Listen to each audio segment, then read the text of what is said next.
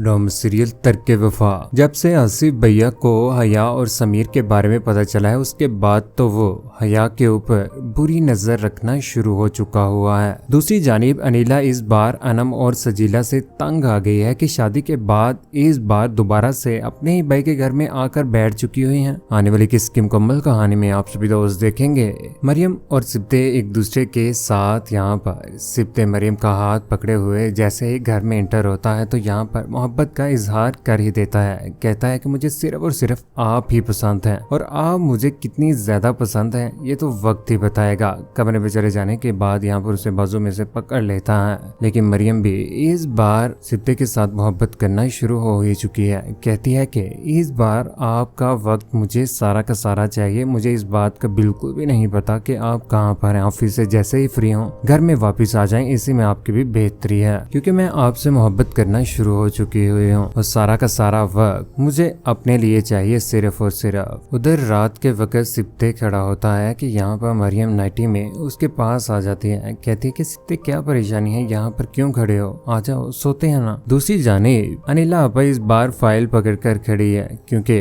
जब से सिब्ते ने मरियम के नाम वो घर करवा दिया उसके बाद तो उसकी सोचें यही है कि जितनी जल्दी हो सके वो घर मेरे पास आ जाए। इन लोगों से मैं वो घर छीन ही लूं, इसी में तुम्हारी बेहतरी है। उधर नदीम जो सजीला को इस बार समझाने की कोशिश कर रहा है क्योंकि उससे बिल्कुल भी ये बर्दाश्त नहीं हो पा रहा कि घर में मरियम के साथ ज्यादती हो रही है। मरियम ना तो किसी को कुछ कह रही है ना ही कुछ। नदीम कहता है कि मरियम के साथ अनिला का बिहेव और यहाँ पर अनम का भी और तुम्हारा भी बिल्कुल भी ठीक नहीं है। तुम्हारा भाई तुम बहनों के लिए इतना सब कुछ करता है और तुम लोगों से उसकी खुशी नहीं देखी जा रही। ये सब क्या है? मुझे तो एक चीज की समझ नहीं आ रही कि क्यों कर रहे हो आप लोग उसके साथ ऐसे, सिर्फ और सिर्फ पैसे की खातिर। यहाँ बस जिला कहती है कि बहुत ज्यादा टेंशन लेने लग पड़े हो तुम मरियम की। मैं तो हैरान हूँ, खैर ही है ना, कोई और बात तो नहीं है। ये बात सुनने के बाद यहाँ पर नदीम कहता है कि मुझे एहसास है उसका, इतनी भी वो बुरी नहीं है जितनी आप लोगों ने उसे बना दिया हुआ है। दूसरी जानिब अनम अनिला के पास बैठी होती है कि पीछे से सिब्ते भैया भी आ जाते हैं। सिब्ते कहती हैं कि देखो अनम, जो कुछ भी हो चुका है ऐसे शादी जैसे रिश्ते को एकदम खत्म करना बिल्कुल भी जायज नहीं है। अयाज ने अपनी गलती को एक्सेप्ट कर लिया है तो बेहतरी इसी में है कि तुम उसे माफ कर दो। क्या जरूरत है इस तरह की लड़ाई झगड़े करने के बाद तुम उससे दूर हो रहे हो। पहले तुम्हें ही उसके साथ मोहब्बत थी, किसी की छोटी सी गलती की वजह से उसे के साथ इस तरह से बिहेव करना बिल्कुल भी ठीक नहीं है। यहाँ पर अनिला भी अपनी छोटी बहन को समझा रही होती क्योंकि उससे तो बर्दाश्त नहीं हो रहा कि इस घर में दोनों वापिस आ चुकी हुई है। अनम बहुत जल्द मान ही जाएगी अयाज को लेकर। दूसरी जानिब घर में इस बार घर मैदान जंग बन ही गया, लेकिन अनम तो वापस जा ही रही होती है। यहाँ पर सजीला और अनिला के दरमियान लड़ाई शुरू हो ही जाती है। अनम से बर्दाश्त नहीं हो पा रहा कि दोनों बहनें बड़ी क्यों लड़ रही हैं। अनिला कहती है कि दोनों बहनों की शादी करवाई थी कि अपने आप घर जाएं, अपने ही घर में जाकर अपनी जिंदगी अच्छे तरीके से गुजारें, लेकिन फिर वापस आ गए। मुझे तो समझ नहीं आती कि मसला क्या है, तुम दोनों को अपने घर में जाकर रहो ना, यहाँ पर भाई के सर के ऊपर क्यों मंडरा रहे हो। यहाँ पर सजीला कहती है कि तुम्हें क्या जरूरत है, तुम भी तो यहाँ पर बैठी हुई हो ना। अगर हम यहाँ पर आकर अपने भाई का थोड़ा सा माल खा रहे हैं तो क्या हो चुका हुआ है। यहाँ पर गुस्से में आकर सजीला यहाँ से उठकर चले ही जाती है। उससे बिल्कुल भी अपनी बड़ी बहन की ये बात बर्दाश्त नहीं होती। दूसरी जानिब आसिफ तो इस घर में आ ही चुका हुआ है। आसिफ बार बार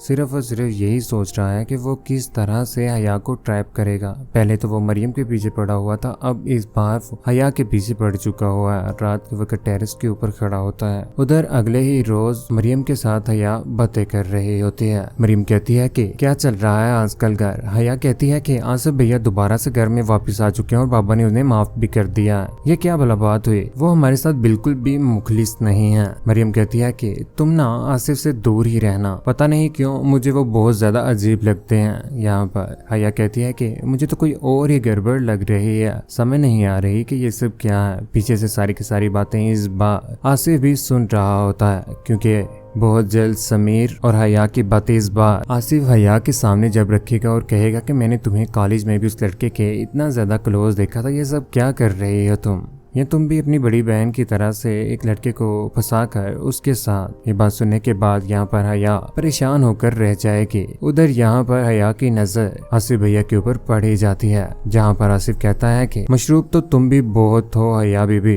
पर खेल खेलने में और भी मजा आएगा। यहाँ पर अकेला बातें कर रहा होता है, लेकिन हया भी किसी से कम नहीं है। वो कभी भी आसिफ भैया को छोड़ने वाली नहीं है और ना ही उसकी बातों में आकर अपने आप को आसिफ के नीचे लगाएगी। कौन कौन चाहता है कि वाकई आसिफ का बुरा अंजाम होना चाहिए इस घर में, तो उसे दोबारा वापस आना ही नहीं चाहिए था। लेकिन अनिला खुद तो खा रही है, दोनों बहनों को खाता नहीं देख पा रहे। इन तीनों बहनों का क्या अंजाम होना चाहिए जिस तरह से मरियम और सिप्ते की जिंदगी तबाह करने के पीछे पड़े हुए हैं। अपनी कीमती राय कैसा नीचे कमेंट सेक्शन में जरूर दीजिएगा। चैनल को सब्सक्राइब करने के बाद बेल का बटन जरूर दबाइएगा। अपने ख्याल रखिएगा, दुआ में याद रखिएगा। अल्लाह हाफिज।